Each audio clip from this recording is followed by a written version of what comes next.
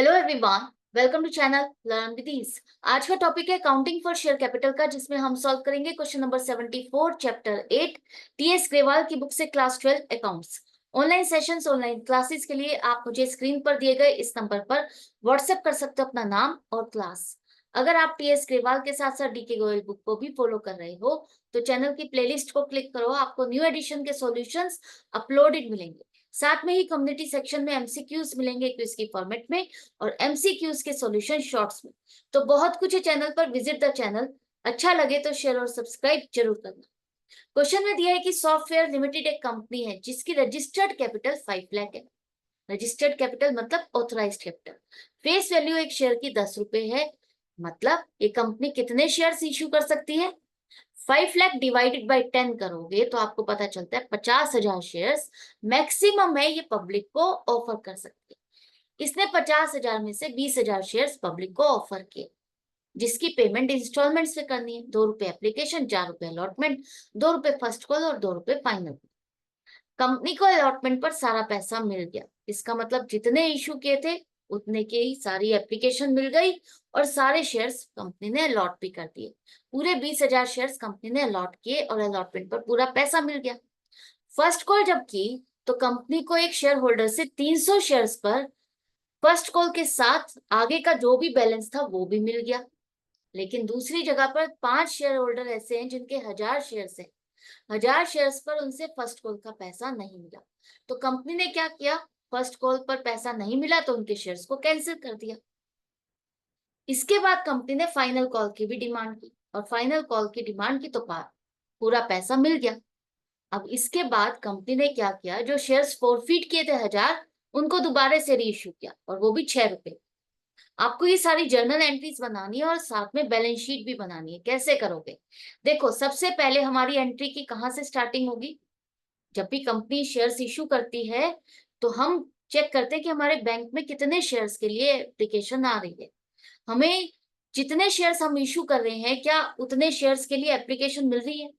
क्योंकि हमें चेक करना होता है कि 90% मिनिमम सब्सक्रिप्शन अगर हमारा इशू होगा तभी हम अलॉटमेंट कर सकते हैं।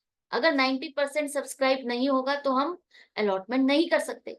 तो कंपनी को वेट करनी पड़ती है, कंपनी को चेक करना पड़ता है कि उसको पब्लिक से कितने शेयर्स के लिए एप्लीकेशन मिली। तो कंपनी क्या करती है? एक बैंक अलॉट करती है और पब्लिक से कहती है जिसे शेयर खरीदना है वो ये एप्लीकेशन भरे और साथ में ये फर्स्ट इंस्टॉलमेंट का पैसा 2 रुपए जमा करे। तो जिसे खरीदना है वो एप्लीकेशन और ये पैसा बैंक में जमा करता जाता है।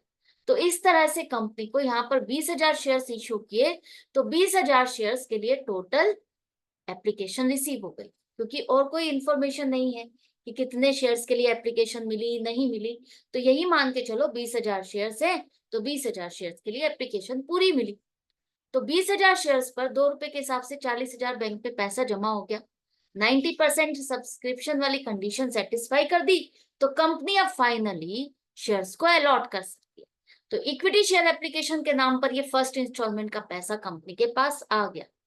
ये पैसा इसी अकाउंट में नहीं रहेगा, यहां से निकाल के अब आपको जब अलॉटमेंट फाइनल हो गया तो हम ये पैसा निकाल के शेयर कैपिटल अकाउंट में ट्रांसफर कर देते हैं। क्यों? क्योंकि ये जो आपने शेयर नाम का प्रोडक्ट बेचा उसका पहला हिस्सा आपको मिला, तो शेयर से रिलेटेड पैसा शेयर कैपिटल में आप ट्रांसफर करोगे। एप्लीकेशन अकाउंट, अलॉटमेंट अकाउंट, जो भी कॉल का अकाउंट आप खोलते हो वो टेम्परेरी अकाउंट है, सिर्फ ट्रैक रखने के लिए कि इतना पैसा लेना था, इतना पैसा मिला या नहीं मिला। इंस्टॉलमेंट का पैसा, हर इंस्टॉलमेंट पर कितना पैसा लेना है और कितना मिला।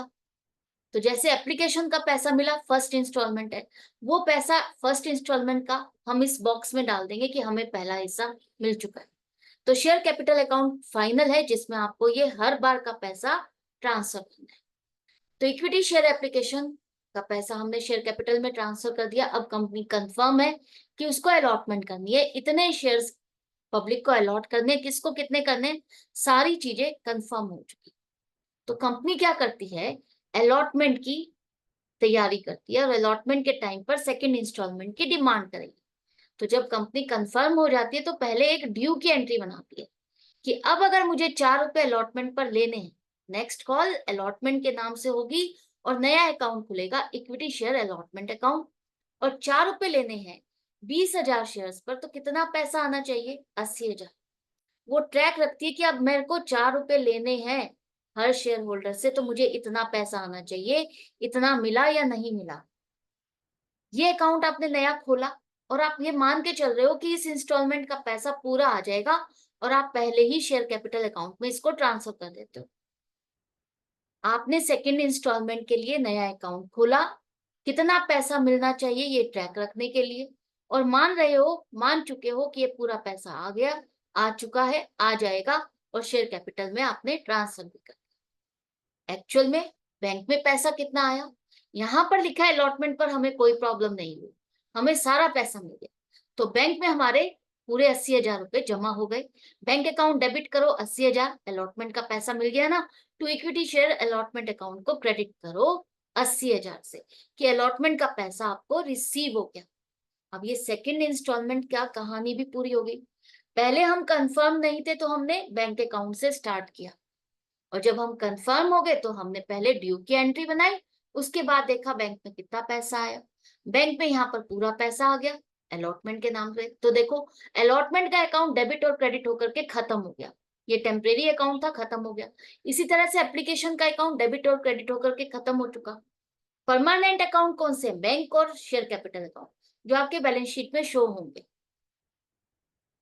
इसके बाद थर्ड इंस्टॉलमेंट, फर्स्ट कॉल की आपको डिमांड करनी। फिर से कंपनी क्या करेगी? पहले ड्यू की एंट्री बनाएगी कि अब मुझे फर्स्ट कॉल का पैसा डिमांड करना है।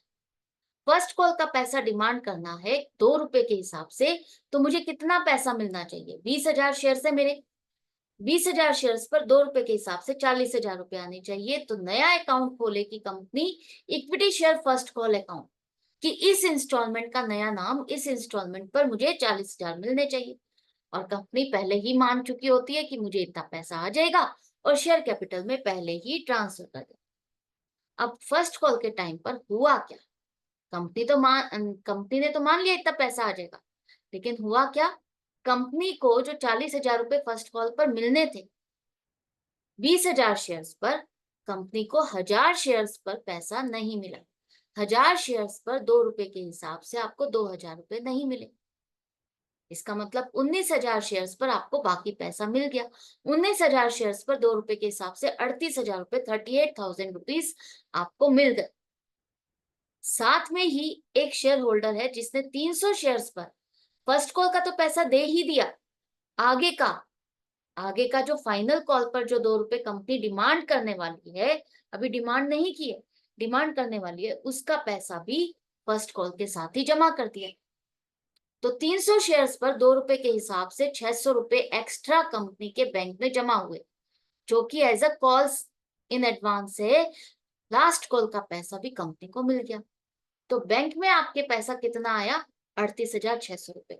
बैंक अकाउंट तो हम उतने से ही डेबिट करेंगे जितना पैसा हमारे बैंक में आया। 38,000, 38,000 तो फर्स्ट कॉल का पैसा है। To equity share first call account को 38,000 से ही आप क्रेडिट करोगे। 40,000 आने थे, 38,000 आए, तो 2,000 का डिफरेंस रह गया। ये अकाउंट क्लोज नहीं हो पाएगा, इसमें डेबिट बैलेंस स्टैंड करेगा कि 2,000 रुपए हमें नहीं मिले। ये शो कर रहा है ना कि 1,000 शेयर्स का पैसा हमें नहीं मिला। या तो आप कॉल्स इन एरियर अकाउंट खोल सकते हो, बैंक अकाउंट डेबिट 38,600, और कॉल्स इन एरियर अकाउंट को आप डेबिट करो 2,000 से, और फर्स्ट कॉल को आप सीधा सीधा 40,000 से क्रेडिट करके क्लोज कर दो। तो अब जो फर्स्ट कॉल का यहाँ पर जो इस अकाउंट का काम था ट्रैक रखने का, 2,000 रुपए बताना कि हमें नहीं मिला, वो काम किसको मिल जाएगा? कॉल सीनियर अकाउंट को। बट मैं प्रेफर करती हूँ जिस कॉल पर पैसा नहीं मिला उसी कॉल अकाउंट को आप चलने दो, कि इस पर हमें इतना पैसा मिला है, उसी अकाउंट को उतने से ही आप क्रेडिट करो।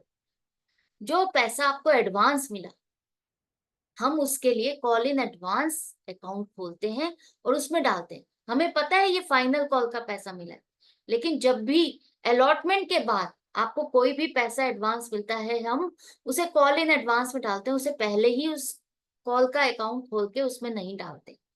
तो ये बात याद रखना बहुत इंपॉर्टेंट है और छोटी सी बात है। तो यहाँ पर first second and final call account नहीं खोलोगे, कॉल्स इन एडवांस अकाउंट में ये पैसा डालोगे कि ये 600 रुपए हमें इसका एडवांस मिला। यहाँ पर क्लियर हो गया, फर्स्ट कॉल की कहानी पूरी हो गई। अब कंपनी को तो गुस्सा आया है ना, 1000 शेयर्स पर उसको पेमेंट नहीं मिली, तो ये 1000 शेयर्स कंपनी ने क्या किया, छोड़ दिए, फोरफीट कर दिए, कैंसिल कर दिए। तो फोरफीचर की एंट्री आपको बनानी होगी। तो फोरफीचर की एंट्री बनाने के लिए क्या करोगे, यहाँ पर 1000 शेयर्स पर देखो अभी तक कॉल्ड अप कितना है, 10 रुपए का एक शेयर है। कंपनी फर्स्ट कॉल तक पैसा डिमांड कर चुकी है, 2 रुपए एप्लीकेशन, 4 रुपए अलॉटमेंट और 2 रुपए फर्स्ट कॉल, 8 रुपए अभी तक डिमांड कर चुकी है। यहाँ पर देखो आपको इंपॉर्टेंट पॉइंट ये है कि किस पॉइंट पर कंपनी शेयर्स को फोरफीट कर रही है। वो फर्स्ट कॉल के बाद फोरफीट कर रही है, फर्स्ट कॉल के बाद इन शेयर्स से कोई डिमांड नहीं कर रही। तो फोरफीट फर्स्ट कॉल के बाद है, और फर्स्ट कॉल तक कंपनी कितना पैसा डिमांड कर चुकी है, 8 रुपए। इसका मतलब 8 रुपए से 1000 शेयर्स पर जो शेयर कैपिटल आपने क्रेडिट की, आप क्रेडिट कर चुके ना, आपने तो हर बार यही माना कि पैसा आ जाएगा और शेयर कैपिटल अकाउंट को आप क्रेडिट करते गए।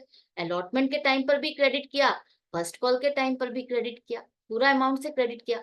लेकिन 1000 शेयर्स पर तो पैसा आपको नहीं मिला फर्स्ट कॉल का, तो आप इसको कैंसिल कर रहे हो।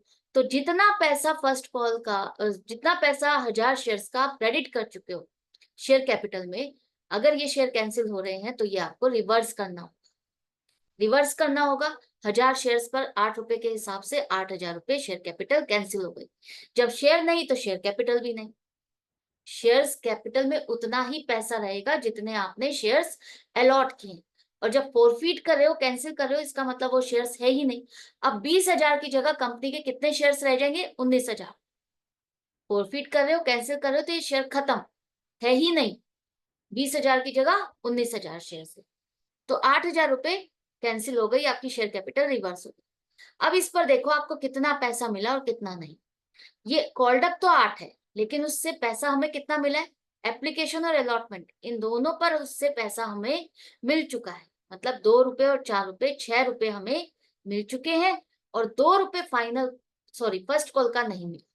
तो फर्स्ट कॉल का पैसा नहीं मिला, to equity share first call account को आप क्रेडिट करो 2000 से। तो ये जो 2000 का बैलेंस यहाँ पर स्टैंड कर रहा था, खत्म हो गया ना, क्योंकि अब उम्मीद ही नहीं है इनसे पैसा मिलने की। ये जब शेयर्स ही कैंसिल हो गए तो ये पैसा देंगे ही नहीं।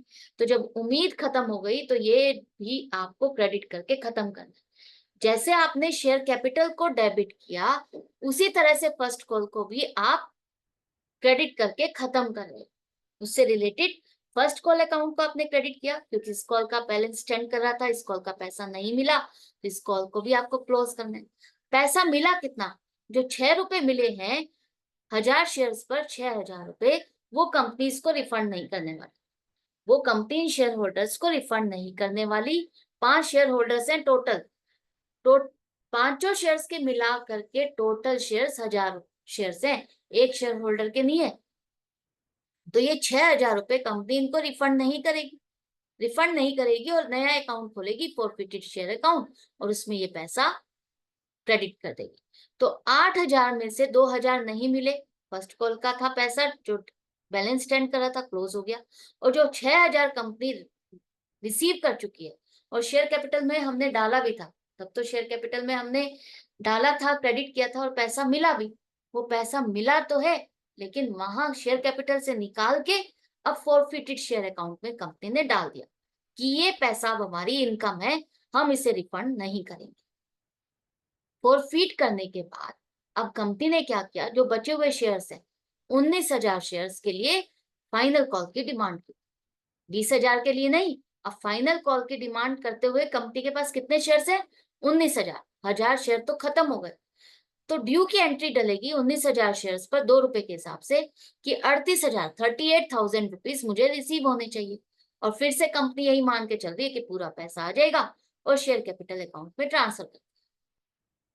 कंपनी को फाइनल कॉल की पेमेंट पूरी मिल भी गई, पूरी कंपनी को पेमेंट मिल भी गई जितनी मिलनी थी। लेकिन यहाँ पर ध्यान रखना है आपको कि बैंक में पैसा कितना आएगा। फाइनल कॉल पर आपको 38,000 तो लेने थे, 38,000, लेकिन जो पहले ही एडवांस दे चुका है वो आपको दोबारा नहीं देगा ना, तो 600 रुपए वो आपको नहीं देगा। 600 रुपए आपको यहाँ से माइनस करने हैं, 37,400 ही आपके बैंक में पैसा आएगा। दोबारा से यहाँ पर 38,000 बैंक में नहीं आएंगे। बैंक में कितना पैसा आएगा, ₹600 कम आएगा। 38,000 रुपए आपको लेने हैं, लेकिन पहले ही 600 रुपए आपके पास आ चुके हैं, तो सिर्फ बाकी कितने शेयर्स बचे? 18,700 शेयर्स की पेमेंट आपको ये मिल गई, 37,400। और जो कॉल इन एडवांस अकाउंट में आपका बैलेंस स्टैंड करा था 600 रुपए, अब वो फाइनली आप डेबिट कर दोगे, उस अकाउंट को डेबिट कर दोगे, क्योंकि वहां से वो पैसा निकाल के हम यूज कर रहे हैं अपने सेकंड कॉल के पैसे में, कि 600 रुपए जो हमें ये एडवांस मिला हुआ है, ये फाइनली हमारा फाइनल कॉल का है, इसी अकाउंट में आप ट्रांसफर कर। तो बैंक का जो पैसा आपको मिला 37,400 रुपए, वो पैसा और 600 रुपए जो एडवांस है, ये दोनों मिलकर के आपका फाइनल कॉल का पैसा बनता है, उसी में आपने इसको ट्रांसफर किया, कि ये फाइनल कॉल के नाम पर पैसा है। आई होप आपको अच्छे से समझ में आ गया। बैंक में जो पैसा आया वो किसके नाम का है? फाइनल कॉल का है। कॉल इन एडवांस में जो पैसा है वो किस नाम का है? उसने आगे की कॉल के लिए दिया था ना, फाइनल कॉल के लिए, तो ये फाइनल कॉल का पैसा है। तो फाइनल कॉल में ही आप इसी पैसे को ट्रांसफर करोगे ना, रिलेट करोगे कि ये पैसा हमें किस लिए मिला, फाइनल कॉल का मिला। तो फाइनल कॉल तक की कहानी हो गई पूरी। 19,000 शेयर्स पर हमें पूरा पैसा मिल गया। अब कंपनी ने क्या किया, जो 1,000 शेयर्स फॉरफिट किए थे उन्हें दोबारा से रीइश्यू किया, मतलब पब्लिक को ऑफर किया। अब 1,000 शेयर्स कितने में बेचे? कंपनी ने 6 रुपए के हिसाब से पब्लिक को ऑफर किया कि जिसे खरीदना है खरीद लो, 6 रुपए में ये शेयर मिल रहा है। तो जिसे खरीदना था उससे 6 रुपए के हिसाब से 1,000 शेयर्स पर 6,000 रुपए बैंक में जमा कर दिए। कंपनी ने कितने रुपए का सामान दिया है? 6 रुपए लेकर के। फुल्ली पेड अप लिखा है, इसका मतलब अगर 10 रुपए का शेयर है तो ये माना जाएगा कि उससे पूरे 10 रुपए आ चुके। मिले तो कंपनी को 6 रुपए, लेकिन मान क्या रही है? 10 रुपए आ चुके। इसका मतलब कंपनी अपना 10 रुपए का सामान 6 रुपए में बेच रही है। 10 रुपए का सामान 6 रुपए में बेच रही है, तो 4 रुपए का कंपनी को नुकसान हुआ। कंपनी यहाँ पर 6 रुपए लेकर के 10 रुपए का सामान बेच रही है, इसका मतलब कंपनी 6 रुपए लेने के बाद इन नए शेयर होल्डर से और पैसा डिमांड नहीं कर सकती कि 4 रुपए और बाकी है, 4 रुपए और दो। वो उनको ये कह करके बेच रही है कि तुमसे 6 रुपए लेकर के हम और डिमांड नहीं करने वाले, यही माना जाएगा कि 10 रुपए आ चुके। जब भी कंपनी वाइंड अप होगी और पैसा रिटर्न किया जाएगा, तो कंपनी उनको 10 रुपए के हिसाब से पैसा रिटर्न करेगी। मिले कंपनी को 6 रुपए, लेकिन रिटर्न 10 रुपए के हिसाब से करेगी। तो ये जो कंपनी को चूना लगा, नुकसान लगा, वो कंपनी अपने आप ही बियर करेगी, क्योंकि ये कंपनी ने खुद का सामान खुद ही लॉस में बेचा है। तो सामान कंपनी का 10 रुपए का है तो 10 रुपए के हिसाब से ही लिखेगी, उसको तो कॉस्ट उतने की पड़ी ना, शेयर तो उसका 10 रुपए के हिसाब से, जो सामान उसने दिया वो 10 रुपए वाला दिया। तो 10,000 से शेयर कैपिटल बढ़ गई, 6,000 रुपए बैंक में आए, और जो 4,000 का नुकसान है वो कंपनी कहाँ से एडजस्ट करेगी? जो पहले वाले शेयर होल्डर से पैसा उसको मिला हुआ है, फॉरफिटेड शेयर अकाउंट में आपने उसे क्रेडिट किया था, वहां से हम 4 रुपए का नुकसान निकाल लेंगे, 4,000 रुपए निकाल लेंगे।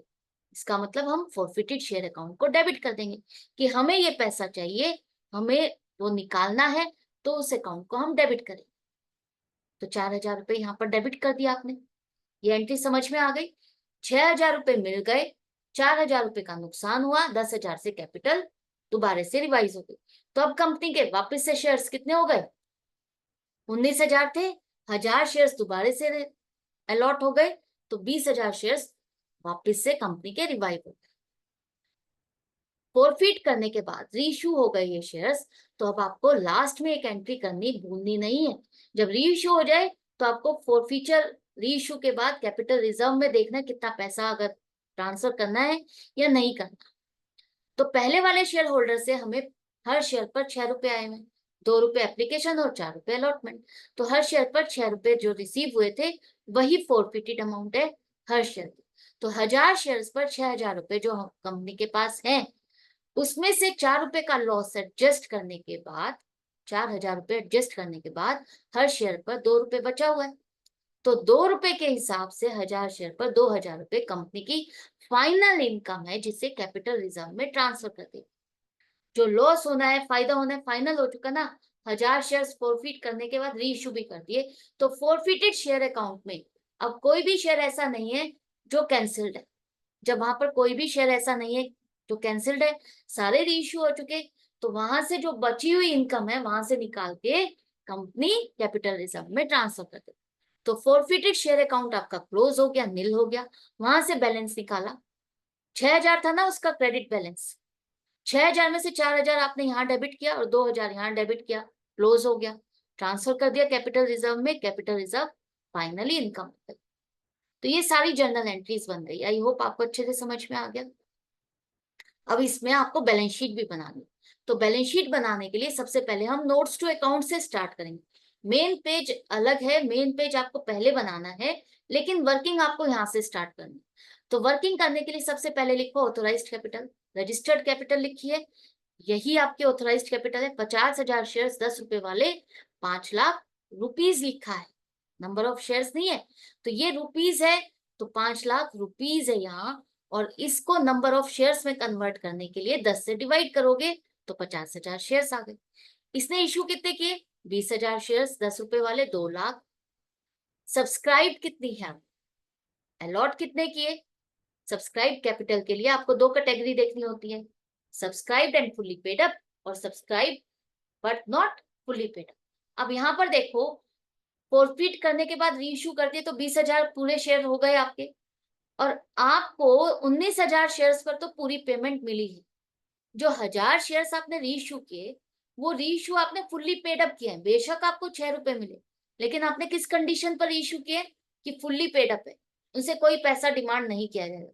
तो फुल्ली पेड अप की कैटेगरी में ही आएंगे ना, नॉट फुल्ली पेड अप की कैटेगरी में नहीं। तो 19,000 प्लस 1,000 20,000 शेयर्स आपके दोबारा से इक्विटी शेयर्स 10 रुपए के हिसाब से 2,00,000 आपकी सब्सक्राइब कैपिटल हो गई, और वो भी फुल्ली पेड। तो ये चीज तो आपको समझ में आ गई सारी शेयर कैपिटल से रिलेटेड। आपको बैलेंस शीट बनाने के लिए कहा है, आपके सिलेबस में तो शेयर कैपिटल है, लेकिन बैलेंस शीट बनाने के लिए कहा है, इसका मतलब आपको दिखाना होगा कि रिजर्व्स एंड सरप्लस में जो आपने कैपिटल रिजर्व का बैलेंस 2,000 है वो ट्रांसफर किया। इसके बाद आपको जो बैंक में पैसा आया, शेयर इशू किए, अलॉट किए, तो जब जब कॉल पे जितना पैसा आया टोटल वो कितना है? 20,000 शेयर 10 रुपए के हिसाब से 2,00,000 रुपए, और पहले वाले शेयर होल्डर का पैसा वो भी तो बैलेंस बचा हुआ है। कितना बैलेंस देखो, आपके पास 19,000 शेयर्स पर तो पूरे कितने आ गए? 19,000 शेयर्स पर 10 रुपए के हिसाब से कितने अमाउंट बनेगा? 1,90,000, राइट।